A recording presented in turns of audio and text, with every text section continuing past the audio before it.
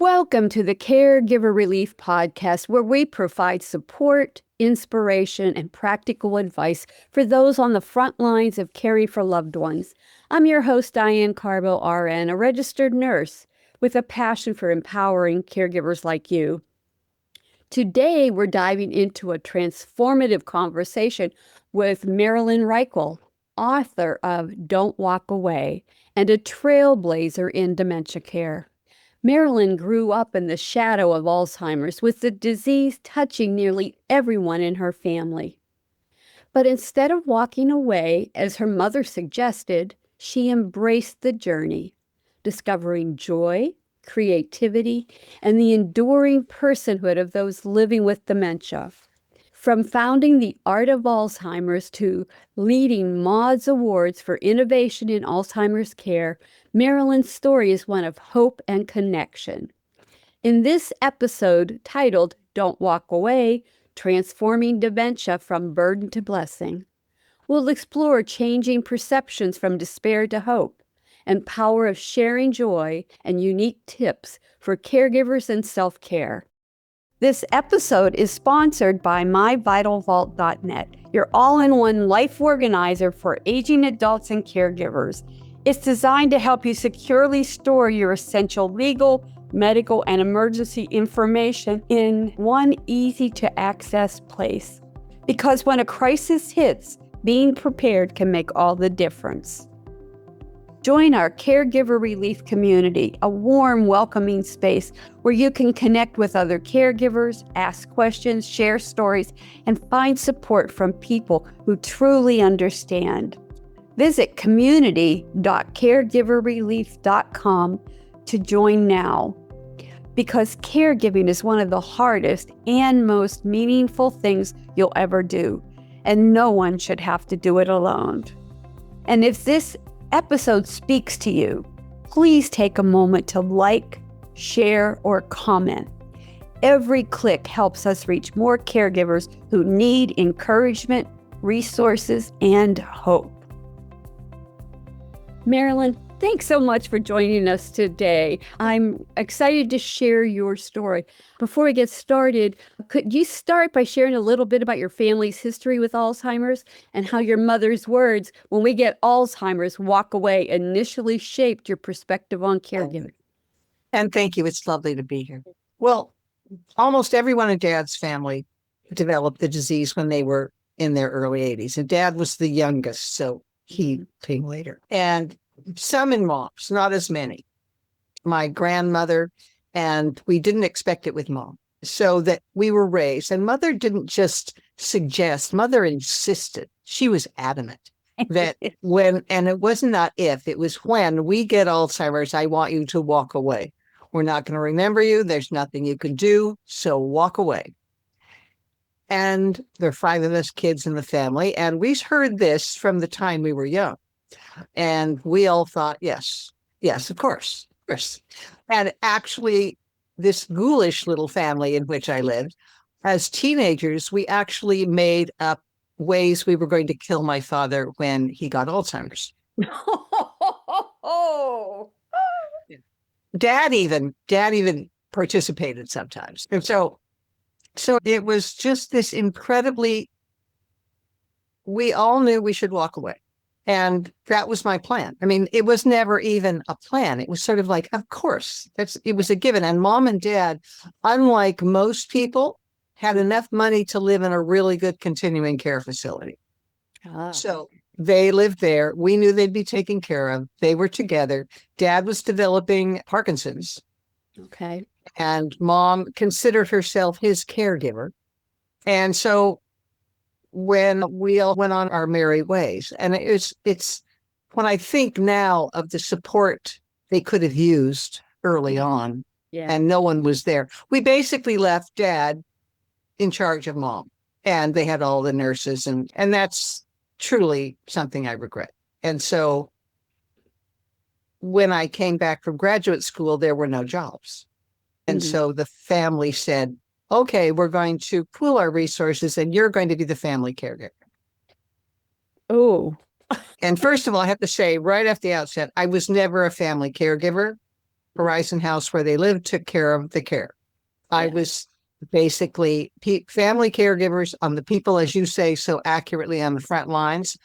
That is one of the toughest jobs. Yes. And they are doing it without support. And so I was in charge of making sure mom and dad were engaged, stopping by, taking them to doctor's appointments, saying hello.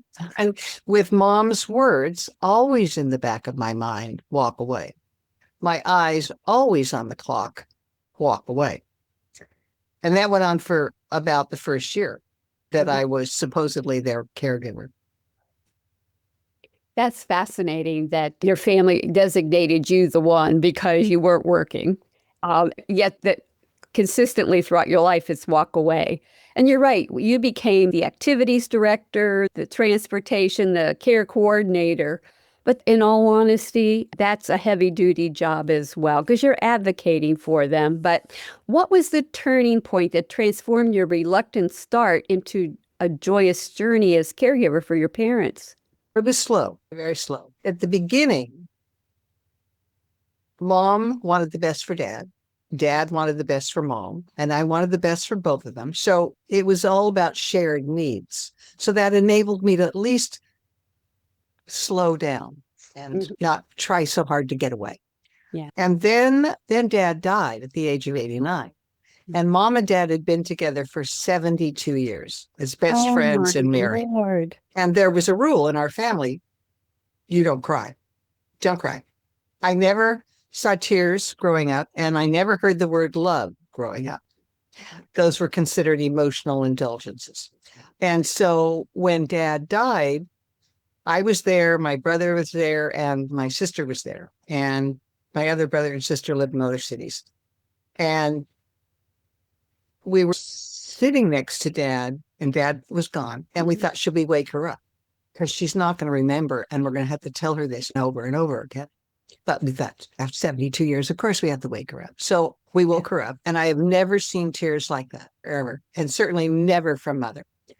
And so she just sobbed. And we got her calmed down, and she went back to sleep. And I got there early the next day, see if she was okay. And she remembered, and we talked about dad, what a wonderful life they had. And the next morning I got there early, same thing. She remembered. And the third morning I got there, and she was lying on her bed and she was crying. And she said, I just want to be with your father. And I said, without thinking, I summoned the mother of my youth. And I said, Mom, you should have thought of that before you started taking such good care of yourself. And she laughed and she said, well, that's life. And from then on, she sort of put it in a box. She never forgot, because she would say, oh, Bob, about 40 times a day. But she was ready to rejoin the world. And so she was exceedingly bored. So they had a painting class for people living with memory loss where she lived. So I took her to this class. Now, she thought that painting was stupid. Oh. She played the piano every day. The arts were very important in her family, but art, for some reason, not. So I took her to the painting class expecting nothing. And by this time, she was 89, and she'd been living with memory loss for 7 years. And her painting was fabulous. It was just wonderful. I had no idea. And mother, of course, resisted the idea that she painted it at all. When I told her how beautiful it was, she said, I didn't do that. I said, I know. Okay. So that went on for a while. And I will admit that I was more interested in the art than I was in mom. Because the art, anytime I showed the art to anybody, they would say, I had no idea. And that's when I came up with my motive for everything, which is Alzheimer's is scary and art isn't. So anytime I wanted to talk to anybody or engage anybody on the subject of Alzheimer's, I would show them the art first. And that would completely, effortlessly get them past their fear. And they'd become so fascinated that they would want to learn more. So I did this for about a year and a half. And when I got there every day, still only once a week, I was seeing mom on painting. And I would get there to grab the painting because otherwise she'd throw it away. So I grabbed the painting. And then I would put together art exhibits. I once did an art exhibit called The Artist Within that featured about 60 pieces of art created by people aged 60 to 101, all Oh, living with memory wow. loss. Yeah. And it was seen by thousands of people in King County and Seattle, in Washington.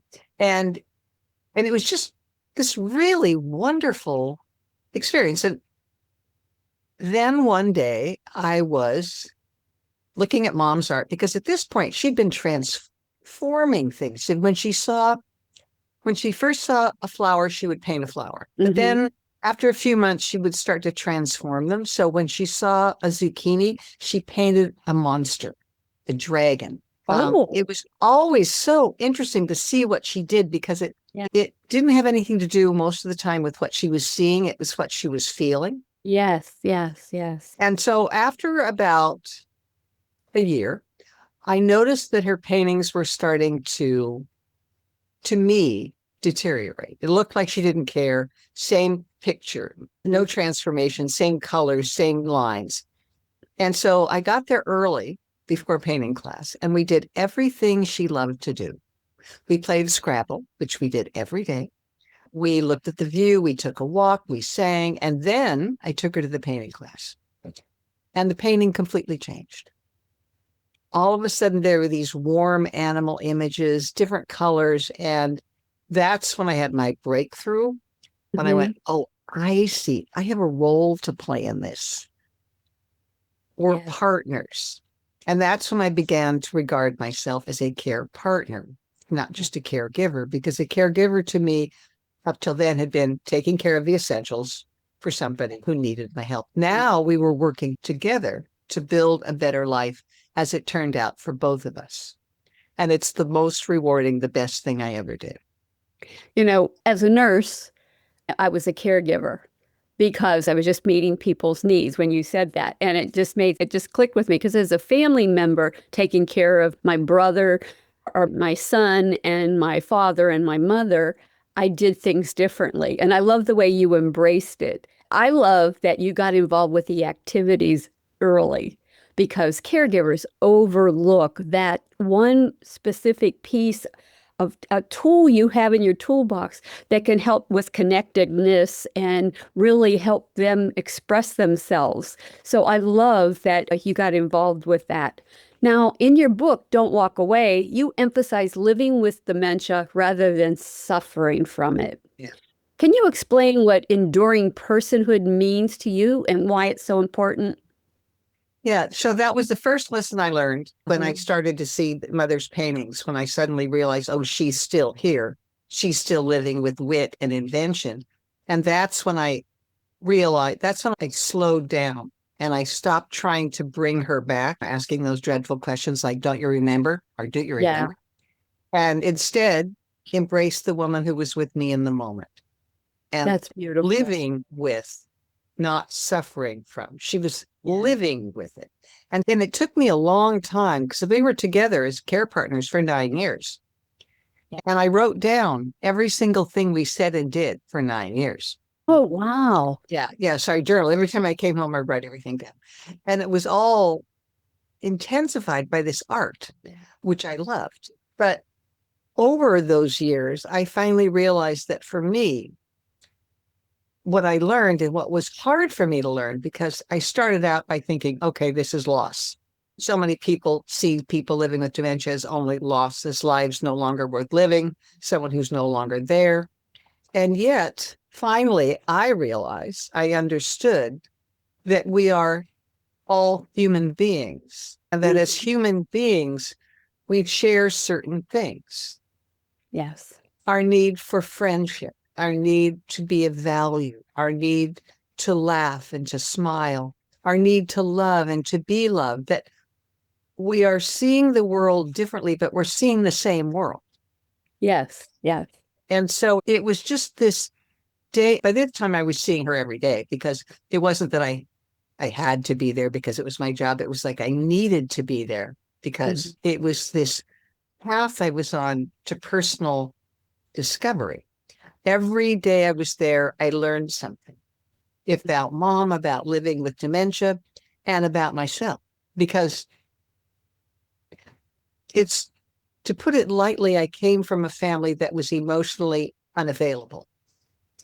And so So to be in an environment where people could express and accept love, it was just, I had no idea. And so it was one of the first lessons I learned is that I just assumed that mother would be happy to see me because I'm her daughter. And then I realized that she had another family and that they were far more important to her than I was. And Yes. this is where I really do feel that if you have the ability, and I think everyone should have the ability to live in a really good continuing care facility, a really good assisted living facility, really good, nurturing, loving, Yeah. filled with activities. If you have that opportunity, mother had this new family. And I was lucky because they were willing to let me be part of their family. So I had 6 new mothers and a few uncles. And it was just this. So every day I would get there. And the first thing I would do is I would always meet them at the lunch table. I call them the ladies of assisted living.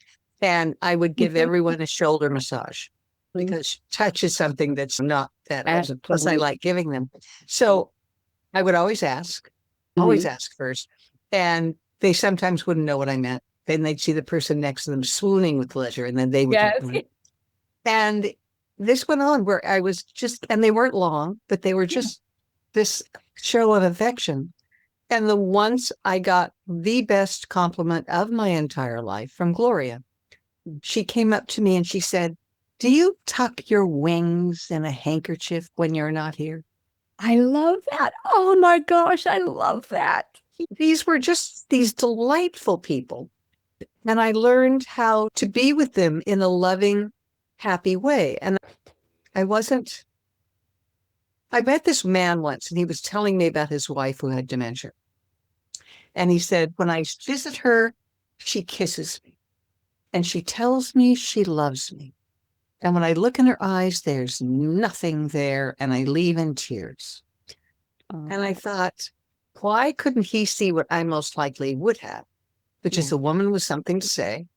Yeah. And it's because if your entire framework is sorrow and loss, that's all you're ever going to see.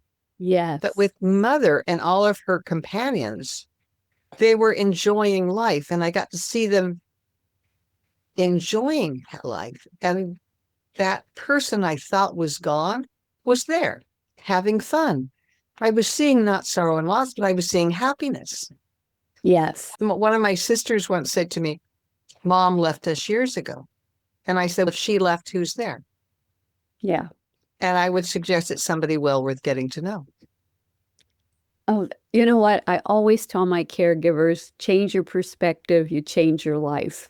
And you have a good way of doing that. I have a 30-day positivity challenge, and I have caregivers sign up, and they every day for 30 days in the morning, they get this positive message and about how wonderful they are and how they can keep going. And I always get these wonderful emails back saying, "Thank you. It's a beautiful way to start my day."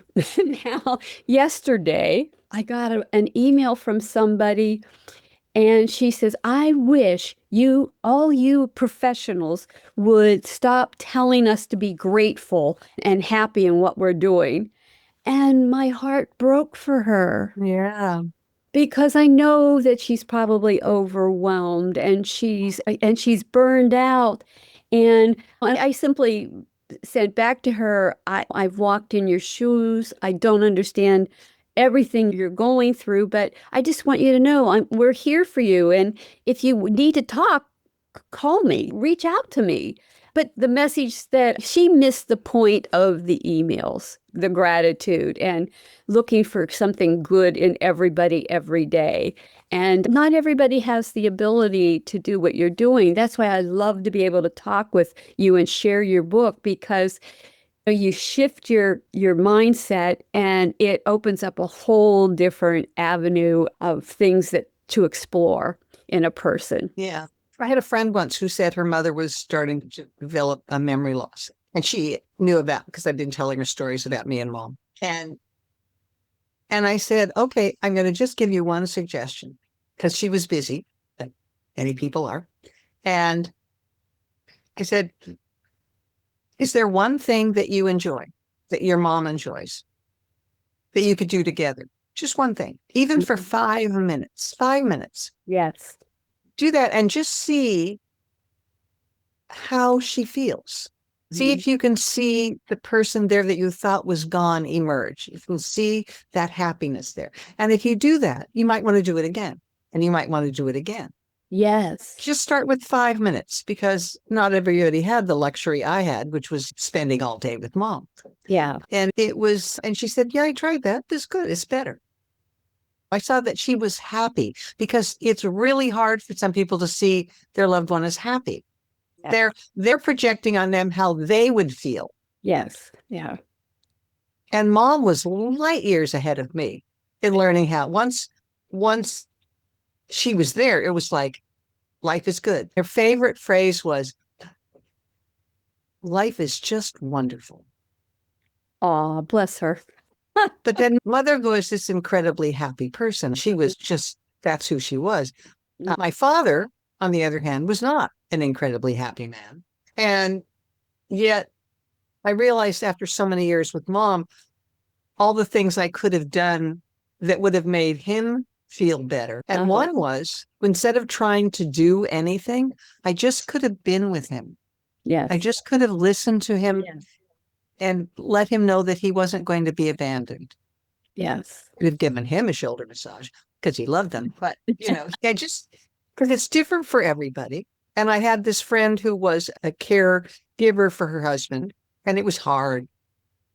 And when she read my book, she said, I totally can embrace the idea of hope. It's harder for me to express joy, because that was in short supply in my life, but hope that they are there. Yeah.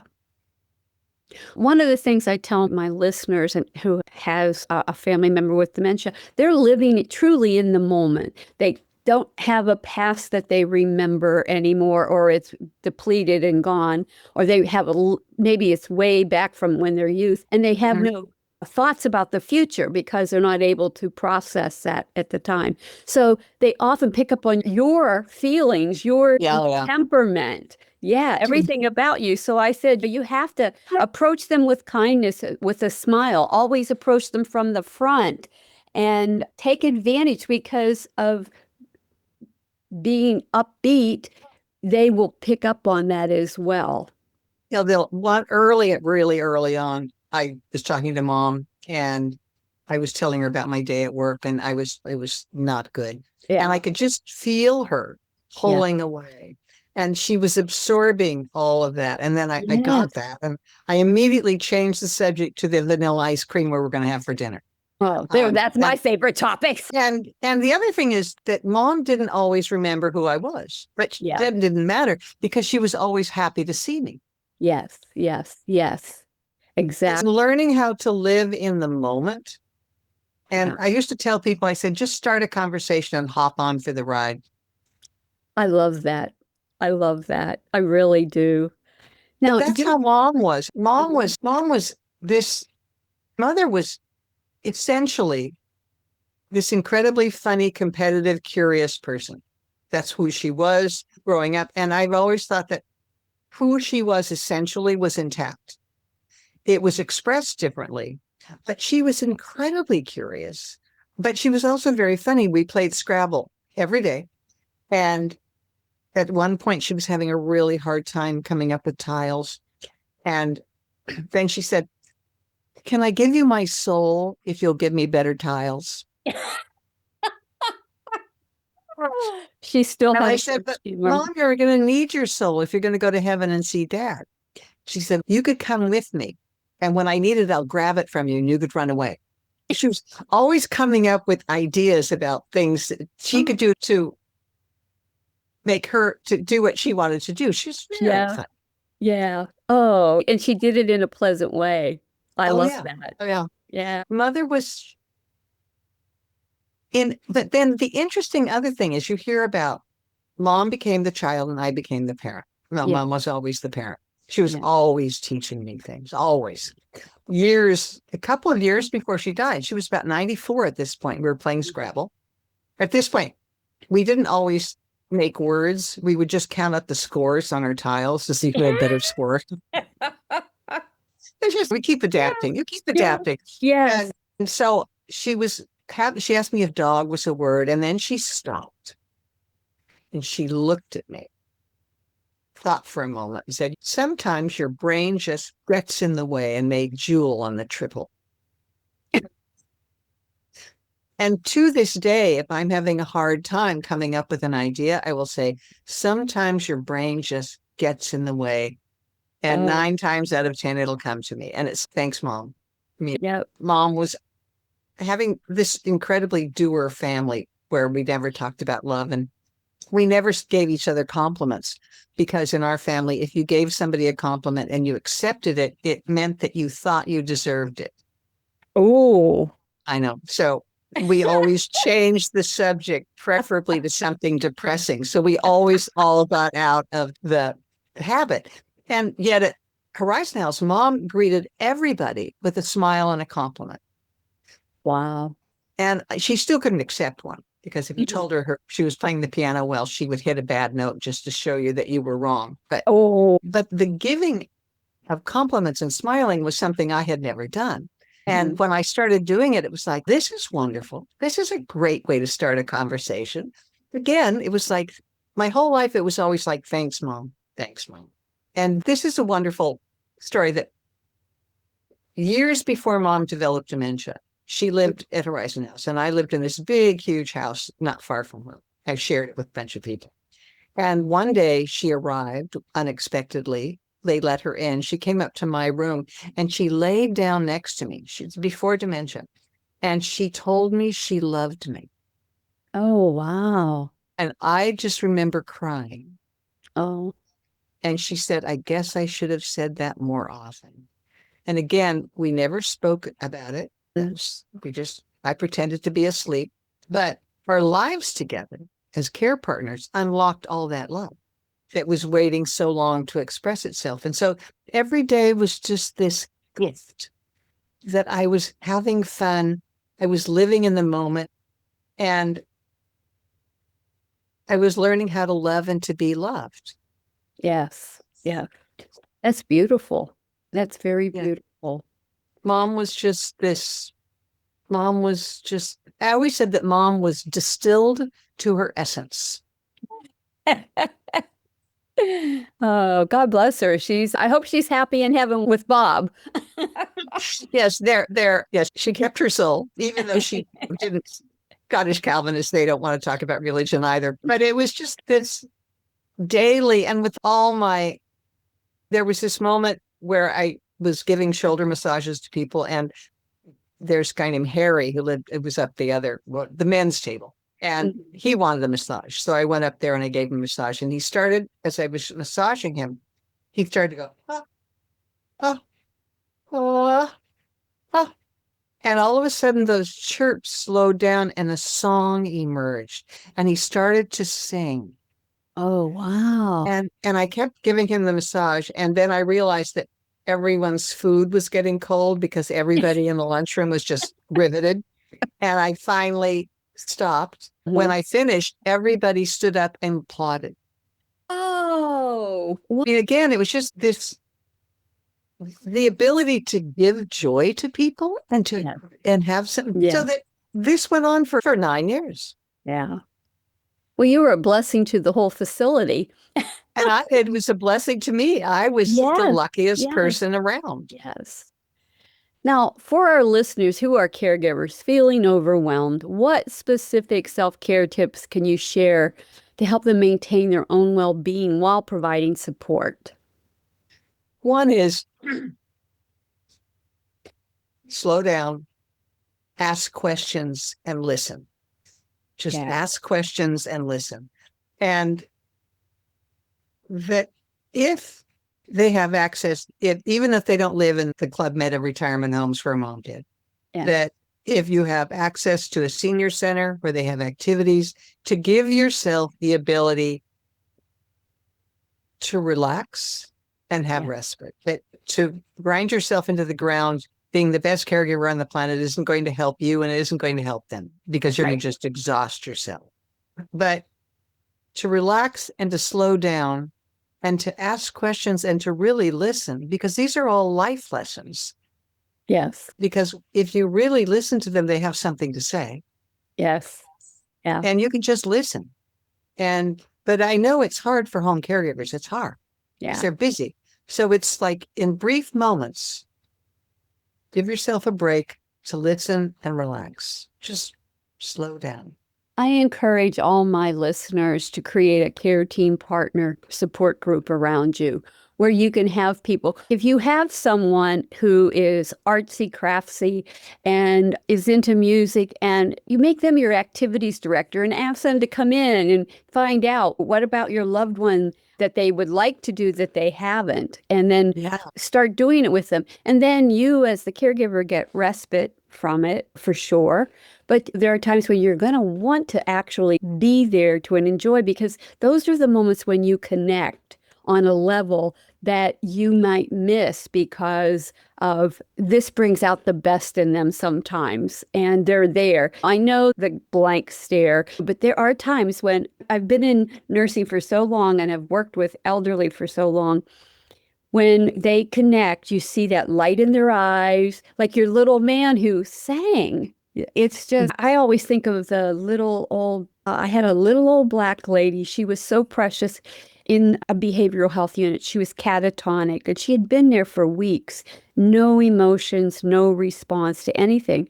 And I brought in a friend who played guitar, but they sang gospel songs. And she played piano, so we had a piano there. And that, I didn't know it at the time, but that woman was actually was Southern Baptist and loved her gospel music. And we're sitting there in a group, and that breakthrough moment for us was she started singing. And she had been catatonic, not responsive to anything, no verbalization at all. And there she is. Absolutely. And that to me was one of the most precious moments that we had with her, because she connected with us and we connected with her. And it was just beautiful. And, those moments can exist if we take time to help create them. And it's interesting because even though I'm talking here about doing things for people, we're doing things with people, and just the ability to sing with someone is so relaxing and so calming. And I once put together a drum circle, and this one woman who never spoke, she was Mom's best friend, Phyllis. She never spoke. She cooed, but she never spoke. And we put together this drum circle, and Mother wasn't quite sure what they were all doing with all these instruments. But at one point, Phyllis started pounding my back to the beat, pounding my back. And all of a sudden, for the first time, I heard her sing. I heard her voice. She started to sing. And it was just every time something like that happens, I was so happy. Yes, yes, yes. I have that same reaction. Yeah. I have a sense of joy because that to me is revealing that they're still in there somewhere. And if we take the time to find them, we can have them come visit us once in a while. Yeah. And you can do it again. That the singing with Mom. Mother didn't remember all the songs, but if I started a song, she would finish it with me. And there was one song we sang constantly, which was Winter Wonderland. And she didn't remember all the words. So we'd always start by going da da da da and da da, and we'd finish it. And with the very last thing, we go, walking in a winter wonderland. And then Mother would go, and it got to the point where we sang it so often that it was considered Jean's song. That's Mom's name. And once we got into the elevator, and all of these caregivers were in the elevator, and they started singing the song. Yeah. So it was just, although some of Mother's companions in assisted living said, if she sings that song one more time. Oh, I understand that. I do. But if you just let go of trying to bring them back or hear what you want to hear, just calm down and just start something like music or even dancing, and you'll be energized by the creativity that they're experiencing, that you're experiencing. Yeah. It was every day like that. She was in a very nice community, and she was very. She was in a wonderful community, and they could have done much more. I do think, as you said, I wish that I'd known more about every person who lived there, so I would have known what might have been of interest to them. Yeah. Like the fact that it turns out that Phyllis used to be a music teacher. Ah, there you go. If I had known that, I could have done something that would have been helpful to her. But at the same time, Mother was really lucky, which is why if you have a senior center and they can point you in the direction of activities, Seattle's really blessed in this respect. There are lots and lots of activities. Not everybody has them, but senior centers are a good place to start. It's the opportunity for people to have a community of their peers that they can relate to. And then as they do that, you can just sit back and relax. Yes. Yes. And that. But the other thing is enjoy the moment. And I know this sounds odd, but to share joy. Share joy feeds you, feeds them. Yes. Yes. Exactly. Now, drawing from your background in the performing arts and founding the Seattle International Children's Festival, how do the creative arts like music or theater empower those living with dementia?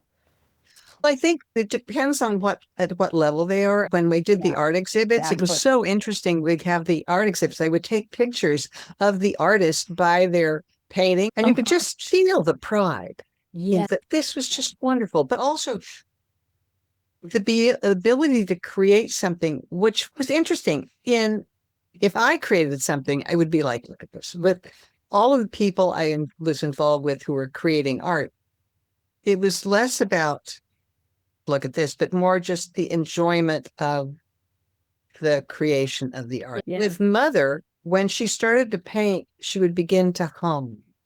And I would know then that she was then completely engaged. And she wasn't going to pay attention to anything else. She was just completely engaged, which was this satisfying thing for her. Yes.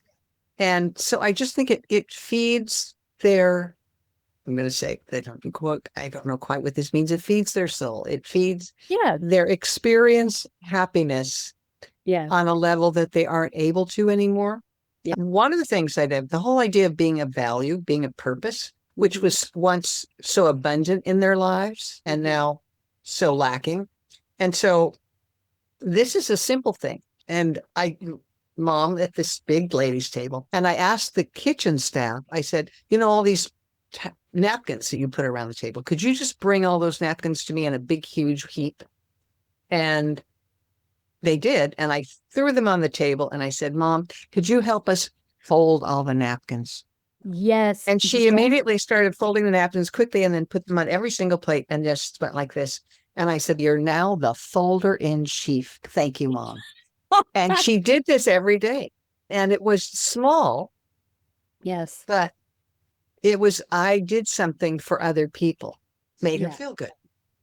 And that's a really good point because it still gives them, no matter how old you are and no matter what your condition is, you still have you get a sense of well-being if you're productive and feel like you're helping towards making the community better or being part of a community. So I really like that. I really like that a lot. And one of the challenges is dealing with men, because so many of them have worked with their hands and they still want to do that.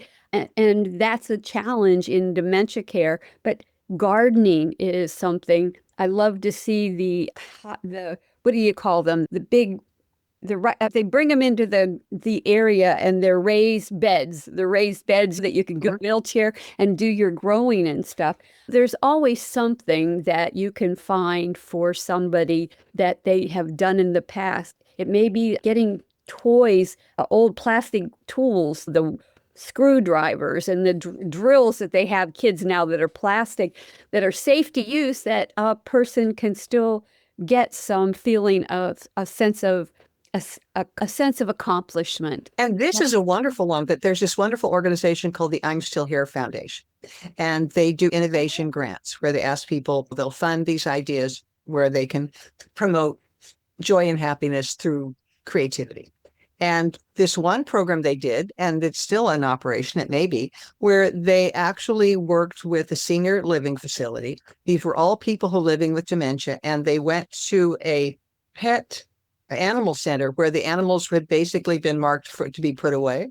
Yeah. And they would put them and bring them into an environment. And the people who lived in this senior center would help train them so that they could be adopted. Oh, how lovely. And so they all knew that they weren't going to be holding on to them. And they all knew. So when the dog was adopted, they would all be so happy. They would all, it just things like that. And there's another one where they created all sorts of clay objects that were then they could take home and give to other people. They were creating something that would then give joy to other people. Yes. As well as to themselves. Yes. And that's the key, I think. I really believe that every one of us, no matter how grumpy, growly you are, inside you, you want to belong, you want to be loved, and you want to be a productive member of society, even in your late 90s and 100. I've seen it. So I really think that when I see these, and caring for somebody at home is so challenging, Marilyn, it really is. But if they surround themselves with the right people, and you all have an attitude of changing your perspective, you are the essence of changing your perspective. You change your life. Really, you went from don't walk away, don't be around, just give up on me, to I'm going to get in there. And you literally changed your mother's path at the end of her life. And she changed mine. I mean, she completely changed mine. Mom was happy, but I was not. I was raised to win. It was all that was important. I didn't listen. And that all these lessons that I learned from Mom, first, I learned that they made life better for people living with dementia. And then I realized actually they make life better for everyone, everywhere. Yeah. That this is how you live. Yeah. And I owe this all to Mom. I'm a much nicer person now than I used to be. I get that. I listen to people. I enjoy people. And with Mom, this whole idea, but I do have to, it's so ingrained in me. I do have to correct myself sometimes when I'm writing a response to somebody on an email, and I'll begin with me. And then I remember, no, it's not about me. I will put the thing about me at the end, and I will start with something happy or about them. It's just, sometimes I do the same thing now because I'm an alpha. I'm the oldest go-getter, whatever you call me. My family calls me the bossy, older, know-it-all sister. And you know what? I embrace it now. I used to feel, but every time I write something, I'll start like you. I think, it's not about me. Put that later. Put it later. It's about this. And it's a learning experience, but it's also personal growth. Yeah. It's personal growth. It really is. And that the art enabled me to sidestep fear. Yeah. But then because I kept going back every day, it was just this constant learning experience over 9 years of what Mom and I were doing together. And it was beautiful. It was such a gift. Did you grieve her after she passed? I'm asking because and it's true because this is a funny story that Mom's blood sugar had spiked to 600, and she was in a coma because she was 96. They weren't going to do surgery. It was 96, and she was 2 days from death. And so my brother and sister and I were in the hospital with her, and we were telling her we loved her. Oh, and I have to start with this. She grew up in a banking family during the Depression, and they hated Franklin Delano Roosevelt. Hated it. And so every time she heard the name Roosevelt or saw the name Roosevelt, she would say, we didn't like him. And I go, I know. So she's in a coma, 2 days from death. We're singing to her. We're telling her we love her. And I mentioned her dislike of the Roosevelt Hotel. And she flinched. Not everybody can make you laugh on their deathbed. And I couldn't help but laugh. And then I realized, and she knew she was understanding me. So for the next 2 days, I sat next to her and held her hand and talked. Yeah. And we had a memorial service for her, and her younger sister, Louise, and her cousin, Frank, were there, both of the McPhee family. And where tours were not done. And so I got up to speak, and I suddenly realized after about a minute that I was going to cry. And with every ounce of strength in my body, I pushed that fear aside, but I got off as fast as I could. And I did start it with how mom and dad, or how mom and her brothers and sisters would always talk about death and funerals, but that was showy. So when I got up to speak, I said, I realize that this is showy. And Louise and Frank both went like this. Oh, yes, they shook their head. Yes. And so I couldn't cry in front of Louise and Frank. So I got off as quickly as I could, and I never cried again. I never cried, but I miss her to this day. She died in 2015, and it was, I wish I'd, no, I couldn't have credit. I just couldn't have, not in front of Frank and Louise. Yeah. Just couldn't have. It's the way you were raised. Now, before we go, you are the executive director of Maude's Awards for Innovation in Alzheimer's Care. Yeah. Can you share a little bit about some innovative approaches you have seen that truly enrich the lives of people with dementia and their caregivers? Yes, and I'll explain what it is because our founder, Richard Ferry, his wife developed dementia in 2013. Okay. And like so many people, he didn't know what to do. So he looked and read and talked to people, and then he thought, I'll start this program. So we give away $100,000 every year for innovations in Alzheimer's care. And this is open to anybody, individuals, organizations, for-profit, nonprofit. And so we just opened them 2 weeks ago. And the applications, which are simple, 6 questions, will close on May 19th. Everyone should apply. And one of them, there are lots of them, just extraordinary ones that have to do with music. But the one that immediately stands out, and I'm really sorry because I keep talking about her, but she's going to run the world someday. When she was 5 years old, her grandmother was developing dementia, and she started playing games with her. And when she was about 11, she started developing games to play with people living with dementia. And she started her own nonprofit called Kid Caregivers. And oh, wow. She won an award in 2022. In 2 years ago, she won the Diana Achievement Award and went to Britain to accept the award for Prince William. Oh my. Oh my. I swear when this young woman is 21, she will be running the world. But then all sorts of programs. I'm still her foundation for their innovation grants program at 1-1. All sorts of programs we've given away since we started, 7 times 8, 56 awards. And it's the great thing about them is that Richard doesn't just want to find things that will help him. He wants to share them so that they'll help everyone. Yes. So we print a handbook of all the great innovations that have come our way every year. And it's available for free. We'll send it to you if you write us, go to the website, or you can download it. And it's incredibly exhilarating when every year we give out the awards to see what kind of really interesting, innovative commitment there is. There's not enough, but it's a wonderful program. I'm very happy to be doing it. Yeah, it's a beautiful program. And I love one of the common threads through my whole podcast series is everybody who I've interviewed had a family member that had an illness, mostly dementia, and they saw an obstacle, a challenge or whatever in their caregiving journey, and they provided a solution. So we are and it's amazing how we're here with the silver tsunami, and there's so much out there to help the present caregivers if they just know where to look. And I love that. Yeah. So Marilyn, how do people find you? They can go to don'twalkaway.net, and that's the website for the book and also information about me. And they can go to Maude's Awards, which is Maude, MAUDES, maudesawards.org. Find out about me and they can contact me through that. And I'm more than happy to talk to anybody anytime.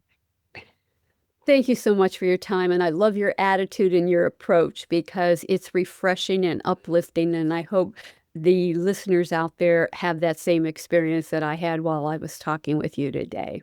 Oh, thank you so much. Appreciate it. To my family caregivers, you are the most important part of the caregiving equation. Without you, it all falls apart. So please learn to be gentle with yourself. Practice self-care every day because you are worth it.